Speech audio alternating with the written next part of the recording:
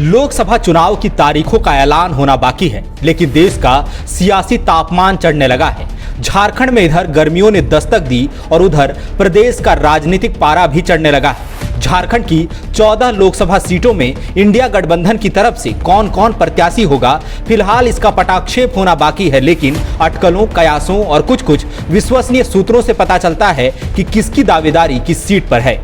इसमें भी सर्वाधिक चर्चा धनबाद संसदीय सीट की है, जो अब तक भारतीय जनता पार्टी का गढ़ रहा है। लेकिन सियासत में भविष्य कौन जानता है। वैसे तो धनबाद में प्रत्याशी के नाम पर बीजेपी में भी मंथन जारी है, लेकिन इस बीच खबरें मिली हैं कि यहां बीजेपी का विजय रथ रोकने का जिम्मा इंडिया गठबंधन की तरफ से अनुपमा सिंह को दिए जाने की प्रबल संभावना है।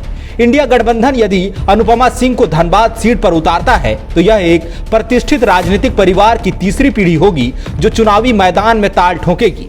दर्शकों के मन में यह सवाल तो जरूर होगा कि आखिर यह अनुपमा सिंह है कौन, क्यों धनबाद में उम्मीदवारी के सवाल पर इनके नाम की सर्वाधिक चर्चा है। धनबाद संसदीय सीट पर इंडिया गठबंधन की तरफ से उम्मीदवारी की रेस में सबसे आगे चल रही अनुपमा सिंह पूर्व विधायक राजेंद्र सिंह की पुत्रवधू और बेरमो से कांग्रेस पार्टी के मौजूदा विधायक अनूप सिंह की धर्मपत्नी है। यह कहना गलत होगा कि अनुपमा सिंह को राजनीति विरासत में मिली, बल्कि यह कहना ज्यादा सही होगा कि उन्हें जनपक्षीय राजनीति की बेहतर समझ विरासत में मिली है। अनुपमा सिंह पिछले तकरीबन एक दशक से सार्वजनिक जीवन में सक्रिय हैं। वह अपने ससुर राजेंद्र सिंह के साथ चुनावी सभा, चुनाव प्रचार और जनसंपर्क अभियानों का हिस्सा बनती रही हैं। केवल इतना ही नहीं, बेरमो में महिलाओं को जब अपनी किसी समस्या पर बात करनी हो तो वे अनुपमा सिंह को ही याद करती हैं। बेहतर राजनीतिक समझ, महिलाओं से जुड़े मुद्दों की बुनियादी जानकारी और अच्छी शिक्षा, यह तीन मुख्य कारण हैं जिनकी वजह से क्षेत्र की महिलाएं उनसे सहज ही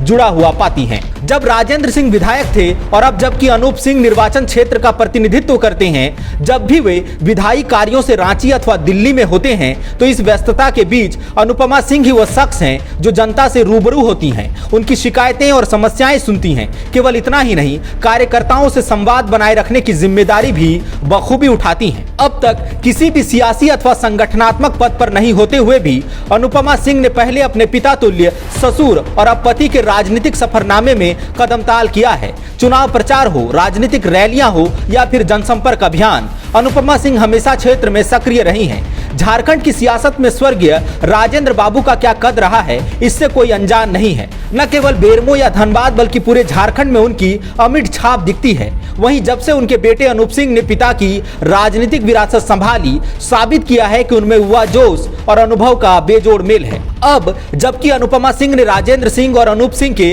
राजनीतिक अनुभव को करीब से जिया है, तो दो राय नहीं कि उन्हें जब मौका मिलेगा तो वह इस विरासत को रोशन ही करेंगी। हाल ही में जब झारखंड में कुछ समय की सियासी अस्थिरता आई, सत्ता पक्ष के विधायकों को हैदराबाद जाना पड़ा। अनूप सिंह क्षेत्र में मौजूद नहीं थे और ऐसे समय में जबकि राहुल गांधी न्याय यात्रा को लेकर झारखंड पहुंचे तो अनुपमा सिंह उनके साथ यात्रा में नजर आईं, रोड शो में हिस्सा लिया और सभा में भी भागीदारी निभाई।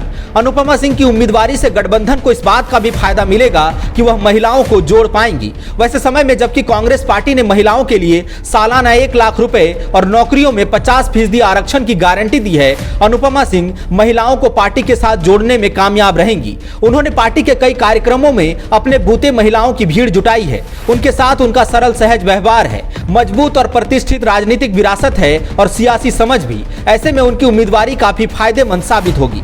अनुपमा सिंह ने कहा कि वह धनबाद से चुनाव लड़ने के लिए पूरी तरह से तैयार हैं। उनका क्षेत्र की जनता से जुड़ाव है। जनता, खासतौर पर महिलाएं भी उनको स्नेह देती हैं। वह क्षेत्र की समस्याओं से अवगत हैं और उनका समाधान भी जानती हैं। वह रण में उतरने को तैयार हैं।